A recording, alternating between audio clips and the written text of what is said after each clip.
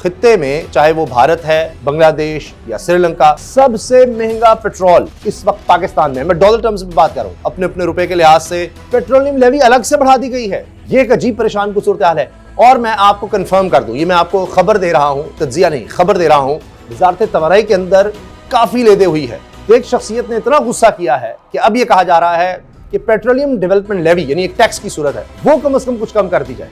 असल कीमत ये 158 है। मैं आपको बताता हूं कि 321 रुपए लीटर है, तो 158 क्या हुई? 123 रुपए आप अंदाजा लगाइए टैक्सेस हैं जो गवर्नमेंट ले रही है। इसके अलावा OMCs यानी ऑयल मार्केट कंपनियां और डीलर्स का इसमें शेयर है 15 रुपए फी लीटर में। फिर आ जाइए राउंडिंग, ये कह रहे हैं जी 25 रुपए इसके हैं। तो आपने नए तो सौदे भी किए ही नहीं, यानी महंगा पेट्रोल तो आपने अभी खरीदा ही नहीं। ये तो वही पेट्रोल है जो आपके पास पहले से मौजूद था, तो उस पर आपने 55 रुपए कीमत क्यों बढ़ा दी? 72 अरब रुपए इसका फायदा किसकी जेबों में गया है? अस्सलाम वालेकुम। पाकिस्तान में इस वक्त सबसे ज्यादा बड़ी परेशानी बनी हुई है पेट्रोल की कीमत। हर कोई इस पर परेशान है।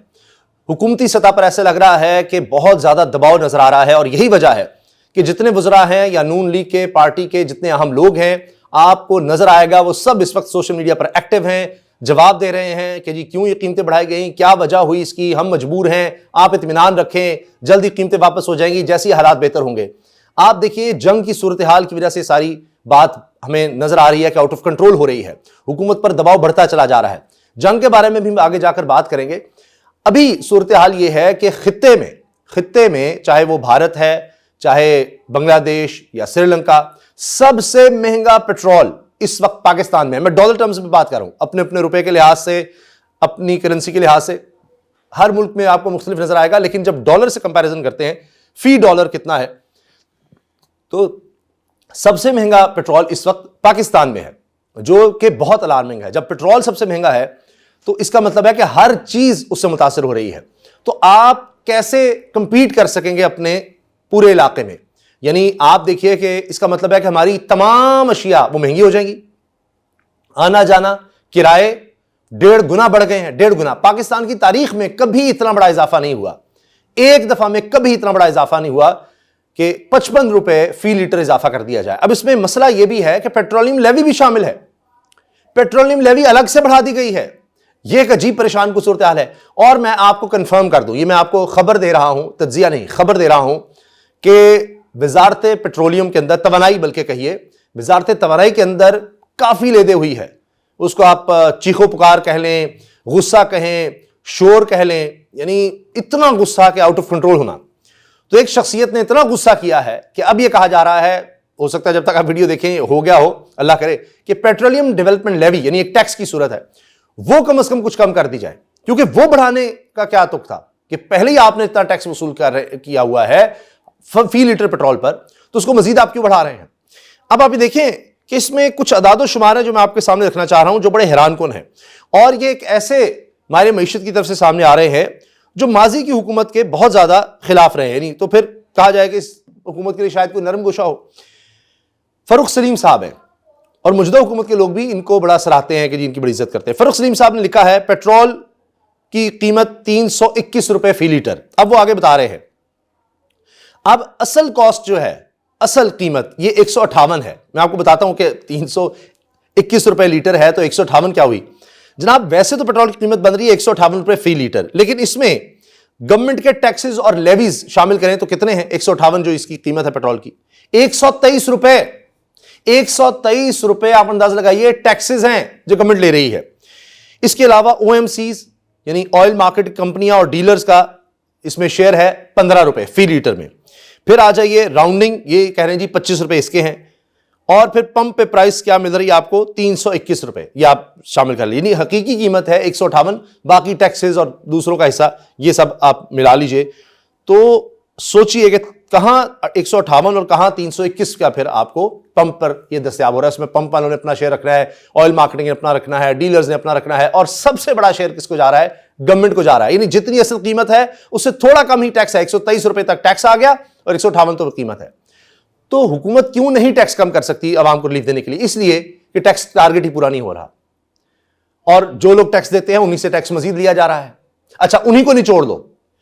अब आप देखिए इतना बड़ा जुल्म है। दुनिया में ऐसे कहां है कि एक आदमी जो करोड़ों की गाड़ी में बैठा है वो भी 123 रुपए टैक्स दे रहा है फी लीटर। और एक शख्स जो 60-70 हजार की मोटरसाइकिल पर है, पुरानी उसके पास मोटरसाइकिल है बेचारे के पास, वो भी फी लीटर 123 रुपए टैक्स दे रहा हो। उसकी कमाई कहां करोड़ों की गाड़ी की, और इस बेचारे का तो जितने उसके टायर हैं उतने में इसकी कई मोटरसाइकिलें आ जाएं। तो अंदाजा लगाइए ये हो रहा है। अच्छा, अब ये क्यों है? क्योंकि हम डायरेक्ट टैक्स ले ही नहीं पा रहे जी, बतौर हुकूमत, FBR, ये सब कुछ उतना टैक्स नहीं इकट्ठा हो रहा। IMF कह रहा है और टैक्स इकट्ठा करें, और टैक्स इकट्ठा करें।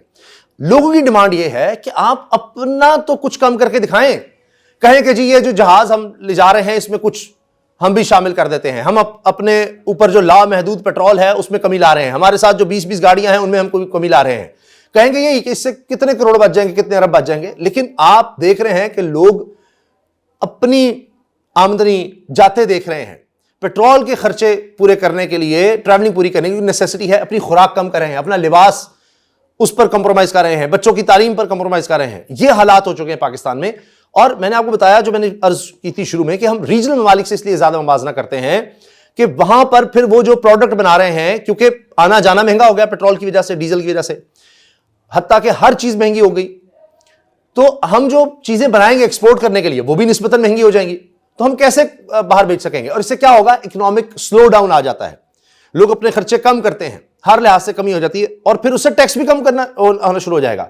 लोग कोशिश करेंगे अच्छा पेट्रोल का इस्तेमाल कम करें, हम बाकी चीजों कम करें, तो आपकी टैक्स कलेक्शन भी, इसीलिए तो हमारा इकोनॉमिक स्लो डाउन इतना हो गया है, इकोनॉमी इतनी सुस्त हो गई है, आगे हम बढ़ ही नहीं रहे कि उसमें से टैक्स क्या लेना है। ये ऐसे ही है कि एक शख्स कमजोर होता चला जाए, उसकी खुराक नहीं पूरी हो रही, तो वो आप समझेंगे जी उसने कहीं खून क्या डोनेट करना है, उसको तो खुद खून की जरूरत पड़ गई है। तो लिहाजा इतनी सकत ही नहीं रही हमारी मईशत में, इसको इतना कमजोर कर करके, इसमें से इतनी जान निकाल के कि जी अच्छा इसको कम कर दो। लोगों के पास कीमतें खरीदनी, आमदनी नहीं है कि उन्होंने अब टैक्स क्या देना है, आप टैक्स कहां से कलेक्ट करेंगे जब मईशत ही नहीं चल रही। तो ये 4 साल मौजूदा निज़ाम को मिले, लेकिन इनमें ये उस तरह की रिफॉर्म्स नहीं कर सके, उस तरह की बेहतरीन ला सके। मुझे बताते हुए दुख हो रहा है कि ये मामला आगे भी जा सकता है। अभी मैं आपको बताऊं, ज़फ़र रहमान साहब वज़ीर ममलकत हैं, और उन्होंने कहा कि जी मैं फैक्ट्स पर बात करूंगा, साफ बात करूंगा कि अगर $150 फी बैरल पर तेल चला गया तो हमें 500 रुपया करना पड़ेगा, बस सीधी सी बात है, जो होगा हमें अवाम तक पहुंचा देना है बस। तो सवाल यह है कि भारत में क्यों नहीं कीमत बढ़ी? भारत में कहा जा रहा है कि मंसूबा भी कोई नहीं है पेट्रोल की कीमत बढ़ाने का, ये हम ही हैं। सवाल ये पैदा होता है, जब हुकूमत कह रही थी 28 दिन का पेट्रोल है, तो अभी तो जंग लगे हफ्ता 10 दिन हुए हैं, तो आपको कम से कम 18 दिन का और पेट्रोल पड़ा होगा। तो आपने नए तो सौदे भी किए ही नहीं, यानी महंगा पेट्रोल तो आपने अभी खरीदा ही नहीं। ये तो वही पेट्रोल है जो आपके पास पहले से मौजूद था, तो उस पर आपने 55 रुपए कीमत क्यों बढ़ा दी? 72 अरब रुपए इसका फायदा किसकी जेबों में गया है? कौन इससे फायदा उठा रहा है? अब आप लाख कहते रहे, नोटिस ले लिया, फलां ले लिया, अभी ये भी है कि स्लो डाउन करेंगे हम और इकोनॉमी को, स्कूल्स ऑनलाइन कर देंगे, ऑफिसेज ऑनलाइन कर देंगे, जिस तरह कोरोना वबा में देखा था वो हम हालात कर देंगे, उससे इकोनॉमी और स्लो डाउन होगी। तो इससे निकलने का रास्ता क्या है? रास्ता यह है कि कम से कम आप जितना हो सकता है खर्चा अपना कम करें, लेकिन कोई एक कदम बता दें कि कम किया हो। सरकारी इदारे खसारे में हैं, अरब रुपया खसारा वहां पर हो रहा है, सैकड़ों अरब रुपया वहां पर हम खसारे में जा रहे हैं। तो उससे आप अंदाजा लगाइए कि सरकारी इदारे यहां पर उनकी तनख्वाहें और मरात, उसमें कोई कमी आई है? कहां पार्लियामेंटेरियंस ने अपनी तनख्वाह कम की है? बढ़ाई जरूर है। अभी ब्यूरोक्रेसी के लिए बड़ी बड़ी गाड़ियां आ रही हैं। अभी जहाज का मामला आप देख लीजिए, 90 करोड़ रुपया उस पर मेंटेनेंस का कहा जा रहा है, $32,000 $36,000 कहा जा रहा है जी, वो जो पायलट्स हैं, गैर मुल्की पायलट्स हैं, उनके तनख्वाहों के मद में जाने हैं। तो इसमें कुछ तो कमी कर सकते हैं। हमारे जितने भी इशराफिया के लोग हैं, हुक्मरान तबका है, इनमें गरीब कहां है? तो कुछ खर्चा खुद बर्दाश्त कर लें। ब्यूरोक्रेसी के लिए जिसके पास 2000 सीसी गाड़ी, उसको नहीं 4000 सीसी गाड़ी लें आप, आपको पेट्रोल और ज्यादा, वो पेट्रोल और फूंकेगी, और गाड़ियां आपको चाहिए। बड़े बड़े ब्यूरोक्रेट्स को एक एक्स्ट्रा गाड़ी दी जा रही है, क्योंकि वो सब्ज नंबर प्लेट की गाड़ी कहीं बाजार में लेकर जाते हैं, तो लोग एतराज करते हैं कि जनाब आप सरकारी गाड़ी है, बच्चों को स्कूल आने के लिए जा रहे हैं, प्राइवेट इस्तेमाल कर रहे हैं, या सब्जी ले रहे हैं, अपना सामान ले रहे हैं। तो सरकार ने क्या किया? आप एक गाड़ी प्राइवेट यूज के लिए अलग रख लें, एक और गाड़ी आपको हम दे रहे हैं। तो गरीब के टैक्स से जो ये पेट्रोल पर हम ले रहे हैं, सबसे ज्यादा आसान तरीका हुकूमत के लिए टैक्स इकट्ठा करने का, ये पेट्रोल पर मजीद टैक्स लगा दें। वही काम आपने किया है। कौन सा इदारा है जो इस तरह से काम कर रहा हो? खुद कहते हैं जी हाँ, अमीर तबका अमीर से अमीर तरह हो गया, गरीब से गरीब तरह हो गया। ये फैक्ट्स हैं। तो उस अमीर से आप लेकर गरीब को कहां दे रहे हैं? आप तो गरीब से लेकर अमीर को दे रहे हैं। जब तक ये सिलसिला ठीक नहीं होता, हमें इस तरह के शॉक्स मिलते रहेंगे। अब ये कह देना जी 500 तक चला जाएगा। अच्छा, ये मैं आपको बता दूं, सॉरी बीच में वो बात रहेगी, बहुत माजरत, कि ये हो सकता है कि कुछ पेट्रोलियम डेवलपमेंट लेवी ये जो बढ़ाई गई है तो इसमें 20 रुपये कमी कर दी जाए, और वो शायद वक्ती तौर पर हो, लेकिन ये मैंने बताया वजारत तवानाई में बड़ी लेदे हुई है, बड़ा शोर शराबा हुआ है, और उसके बाद शायद ये हो जाए कि पेट्रोल लेवी कुछ कम कर दी जाए, तो उसके बाद पेट्रोल में हम वक्ती तौर पर थोड़ी सी कमी देख लें। अब ये ना हो कि जी 1 रुपया कम करके वो मीम्स बन रही हैं कि ओह हुकूमत कहेगी हमने देखा रिलीफ दे दिया, 1-2 रुपये रिलीफ दे दिया, तो ये काबिल कबूल नहीं होगा। बहरहाल अब हर चीज़ की कीमत बढ़ेगी। आने वाले दिनों में खुदा न खास्ता अभी बिजली का देख सकते हैं बहरान आ सकता है, और हुकूमत जिस तरह पहले हमने सुना कि जी डिफॉल्ट से बचा लिया, अब वो इस तरह की बातें कर रहे हैं, स्टेटमेंट्स दे रहे हैं कि देखिए हम सप्लाई यकीनी बनाना चाह रहे हैं, ये ना हो कि पेट्रोल मिले ही ना, तो हम ये कोशिश कर रहे हैं मिले तो सही, महंगा होगा मगर मिलेगा तो सही, ये ना हो कि आपको मिलेगा ही नहीं, चाहे आप 1000 रुपया भी जेब में लेकर फिरें कि जी मुझे 1 लीटर पेट्रोल दे दो, वो ना मिले। तो हम ऐसी सूरत हाल से बचने के लिए कर रहे हैं। ये वही बात है, वही माइंडसेट है, वही बयानिया है जो कहा गया कि हम डिफॉल्ट से मुल्क को बचा रहे हैं। तो जब कहा जाता है जी सियासी कुर्बानी हमने दे दी है, रियासत को बचा लिया है, तो वो सियासी कुर्बानी कहां है, नजर नहीं आती। महल्लात वैसे ही हैं, गाड़ियां वैसे ही हैं, मुफ्त पेट्रोल वैसे है, तनख्वाहें वही 20-20 लाख हैं, वहां कहां कमी आ रही है। चले कुछ नहीं कर सकें जी, 10% मैं खुद से दूंगा, अपनी जेब से दूंगा, ये होगा तो फिर लोगों को शायद तसल्ली होगी कि वाकई कुछ दर्द महसूस किया है। जहां तक बात है ये सारी सूरत हाल क्यों पैदा हुई, तो ये ईरान इसराइल अमेरिका जंग की वजह से पैदा हुई। अब उसमें जो ताज़ा बयानात हैं, अभी एक साहब मुझसे पूछ रहे थे, मीडिया से ही हैं, अभी यहां जब मैं बैठा तभी आ रहे थे, बड़े अच्छे नौजवान हैं, उन्होंने कहा कि जी लगता है कि कुछ जंग में कुछ कमी आ रही है, इसके इशारे मिल रहे हैं। यकीनन, मगर ये जंग के रुकने का इशारा नहीं है।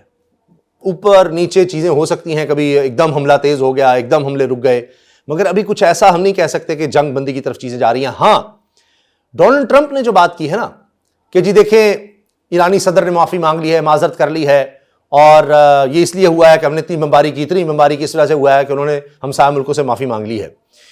तो इसमें एक इशारा जरूर है कि ट्रंप अपने आप को एक जीता हुआ या फातेह के तौर पर दिखाना चाह रहे हैं। तो उसका एक मतलब ये जरूर हो सकता है कि अपनी कौम को दिखाना चाह रहे हो, देखिए हमने कितना कुछ अचीव कर लिया। तो अब ये कहकर वो जंगबंदी की तरफ बात ले जा सकें। लेकिन ईरान के सदर मसूद पेज़ेश्कियान, उनकी स्टेटमेंट असल में क्या है? उन्होंने ये कहा कि जी हम हमसाया मुल्कों पर बमबारी नहीं करना चाहते थे, हमने तो वहां पर मौजूद अमरीकी बेसिस को निशाना बनाया है, हम माजरत खां हैं, हम हमसायों को नुकसान नहीं पहुंचाना चाहते थे, इसराइल को नुकसान हुआ, उस पर उन्होंने माजरत की है। लेकिन एक चीज़ है वहाँ की सियासी लीडरशिप, जिसमें उनके ईरानी सदर हैं मसूद पेज़ेश्कियान, दूसरी तरफ हैं पासदार इनकलाब, और एक रेगुलर इनकी आर्मी है, एक पासदार इनकलाब है। उनको कंट्रोल कहें या उनकी लीडरशिप में उनके अंदर आते हैं जो सुप्रीम लीडर हैं, और उनको तो हटा दिया आयतुल्लाह खामेनाई को, वो शहीद हो गए। वहां से वो कह रहे हैं कि जी फिर हमले हो रहे हैं, तो हमले नहीं रुके, क्योंकि वो कहेंगे जी क्या ये यकीनी बना दिया गया है कि जितने भी मालिक हैं जिन पर हमने उनकी बेसिस, जो उनके बकौल अमेरिकन बेसिस वहां अटैक किया, चाहे कुवैत, यूएई, कतर हो, सऊदी अरब हो, बहरीन हो, तो वो ये सवाल करते हैं। अभी ये है कि कई ममालिक की तरफ से यकीन दहानी कराई गई है जी हमारी सरजमीन इस्तेमाल नहीं होगी। इसमें यह भी खबरें हैं कि जो लेटेस्ट टेक्नोलॉजी के रडार सिस्टम थे अमेरिकन, वो इलाके में तबाह कर दिए हैं। इसमें खबरें भी आ रही हैं कि रूस बहुत ज़्यादा मदद कर रहा है ईरान की, और उनको बिल्कुल बता रहा है कि कहाँ किधर इस वक्त रडार है, अमेरिकन के बारे में बता रहा है, उनकी शिप्स के बारे में बता रहा है कि कहाँ कहाँ उनकी वॉरशिप्स हैं, और यही तो इंफॉर्मेशन ही तो आजकल सबसे अहम है, और उनमें दीगर चीज़ मदद कर रहा है। तो अब ईरान का एक स्टेप पीछे हटना यह बड़ा खुशाइंद है, क्योंकि मैं आपको एक और अंदर की खबर दे दूं कि ये जो हमसाया मुल्क हैं, खलीजी ममालिक हैं जहां पर ईरान ने हमले किए, ये अब सोच रहे हैं कि जी अमेरिका ने तो नहीं बचा सका, यहां से वो चले भी गए, हमने इतने महंगे सिस्टम भी खरीदे, वो यहां लगे भी हुए थे, तो अब हमने आइंदा क्या करना है? क्या हम खुद कफील हों, हम खुद अपना सोचें दिफा का, उन पर नहीं डिपेंड कर सकते? अमेरिका तो वो दूर बैठा है, जंग तो हमारे खत्ते में छिड़ी हुई है, इसका हम क्या करें? अच्छा, अब अमरीकी सदर ये भी कह रहे हैं ईरान पर जंग एक सर्विस है जो हम ना सिर्फ मशरिक़ वुस्ता बल्कि पूरी दुनिया को फराहम कर रहे हैं, और वह एहसान जतला रहे हैं कि जी हमने ईरान पर इतनी बमबारी की इसराइल के साथ मिलकर कि वो मजबूर हुआ है कि वो माफी मांग रहा है हमसाया मुल्कों से, वरना उसने सारे मुल्कों पर कब्जा कर लेना था। क्या ईरान ये कर सकता था? उसमें इतनी सलाहियत थी कि वो सारे इलाके पे कब्जा कर लेता। हमने उसको इलाके की बदमाशी से रोक लिया है और अभी हम और बमबारी करेंगे, ये वो बात करें। लेकिन उनको मुसलसल जस्टिफाई करना पड़ रहा है। अभी कुछ देर पहले मैंने अमेरिका में किसी से बात की तो पता चला कि वहां भी पेट्रोल की कीमत बढ़ रही है और जाहिर है कि वहां भी लोग परेशान होंगे। हाँ, उस तरह नहीं बढ़ रही जिस तरह हमारे यहां बढ़ गई है, ऐसा तो कहीं नहीं हो रहा। मैंने बताया खत्ते के मालिक में नहीं हो रहा। इंडिया बैठा कह रहा है जी हमारा तो कोई मनसूबा ही नहीं है कीमतें बढ़ाने का, तो उनकी एक्सपोर्ट्स, उनकी पैदावार वो सस्ती भी होगी और ज़्यादा बेहतर होगी, वो हमसे कहीं आगे निकल जाएगा। पहले ही आगे हैं, हम सारे ममालिक में सबसे पीछे रह गए हैं। क्या श्रीलंका, क्या बांग्लादेश, क्या भारत। अब अफसोस के साथ हम तो कई चीज़ों में मुवाजना अफगानिस्तान के साथ करने लगे हैं माशी तौर पर। ये हमारे हालात हो गए हैं। तो बहरहाल अब ये अमेरिकी सदर जो पोर्ट्रे करना चाह रहे हैं जी हम जंग जीत गए, तो इसमें एक इशारा ये भी है कि शायद अब वो ये बयानिया बनाकर हम जीत चुके हैं तो कुछ जंगबंदी की तरफ आना चाहिए, क्योंकि हमेशा ये बात चल रही होती है पीछे बैक चैनल्स पर कहीं ना कहीं कि कुछ ना कुछ राब्ते होते हैं। ये तो हमेशा होता है, कोई ना कोई बीच में होता है। पाकिस्तान भारत के दरमियान जब जंग चल रही थी तो मुसलसल आप जानते हैं कि अमेरिका के साथ भी बीच में बातचीत चल रही थी। तो ये भी पैगाम आया था जी अभी जंग रोक दें पाकिस्तान का। नहीं, अभी नहीं, हमने अब बदला लेना है और फिर अपनी मर्जी के मुताबिक अटैक करके अच्छी तरह उनको सबक सिखा के फिर जंगबंदी की तरफ आए थे। पाकिस्तान की जहां तक बात है, मैंने आपसे अर्ज किया ना कि अब ये ममालिक सोच रहे हैं जी अमेरिका चला गया हमारा क्या बनेगा, तो आइंदा हम खुद कफील हो। तो उसमें आप देखिए कि सऊदी अरब ने पाकिस्तान के साथ मुआहदा किया था, दिफाई मुआहदा, कि दोनों ममालिक का एक मुश्तरका दिफा का मुआहदा था। अब उस पर field marshal, chief of defence forces और army chief general Asim Munir की मुलाकात हुई है सऊदी वज़ीर दिफा शहजादा खालिद बिन सलमान से। और इसमें यही बात सामने आई है कि एक तो जो मुश्तरका दिफा का मुआहदा है उसको देखते हुए ईरानी मिसाइल हमले रोकने के लिए इक़दामात पर तबादला ख्याल हुआ है कि किस तरह से ईरानी हमले हमने रोकने हैं। इससे पहले इसहाक डार कह चुके हैं कि हमने ईरान को कहा कि हमारा मुआहदा है तो आप हमले ना करें। तो ईरान ने कहा जी अगर सऊदी अरब की तरफ से उनकी ज़मीन नहीं इस्तेमाल होगी हमारे खिलाफ तो हम नहीं करेंगे।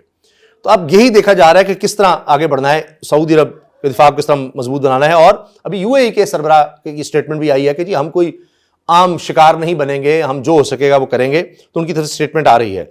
तो बराह रास्त वो उस तरह से जंग में भी नहीं शामिल हो रहे कि वो इतना क्या करेंगे जो अमेरिका और इसराइल नहीं कर रहे। वैसे वेपन्स तो नहीं है इन ममालिक के पास, तो वो पहले ही इतनी बमबारी शदीद हो रही है ईरान पर, वहां लोग जान से जा रहे हैं। 2000 से ज़्यादा लोग बताया जा रहा है कि जाँ बाक हो चुके हैं। तो उसमें क्या होगा? तो लिहाजा इन ममालिक की भी कोशिशें तेज़ हो रही हैं कि किसी तरह से जंग को रोका जाए। और अब देखते हैं कि क्या होता है। इसमें एक स्टेटमेंट बड़ी ज़बरदस्त मैंने देखी, एक ईरानी जर्नलिस्ट हैं, उन्होंने ये बात करते हुए कहा कि जो ईरान की शिप, ईरान का बहरी जहाज़ जो इंटरनेशनल वाटर्स में निशाना बनाया अमेरिका ने, उन अमेरिकन आबदोज ने, और उसमें 100 के करीब ईरानी फौजी शहीद हुए, तो उसके बारे में कहा जा रहा है कि जी शायद भारत ने बताया भी था, उनको पता भी होगा, भारत ने भी उनकी मुखबरी की, सब कुछ किया। और भारत में डिबेट हो रही है कि हमारे मेहमान थे, वो शिप लड़ने के लिए तो नहीं आई थी या मशकों में हिस्सा के लेने के लिए आई थी, तो वो डूब गई श्रीलंका के करीब। अगर इसमें भारत का हाथ हुआ, उन्होंने कोई इंटेलिजेंस फराहम की हुई, कुछ भी हुआ, तो ईरान भारत को भी नहीं छोड़ेगा, उस पर भी हमला करेगा।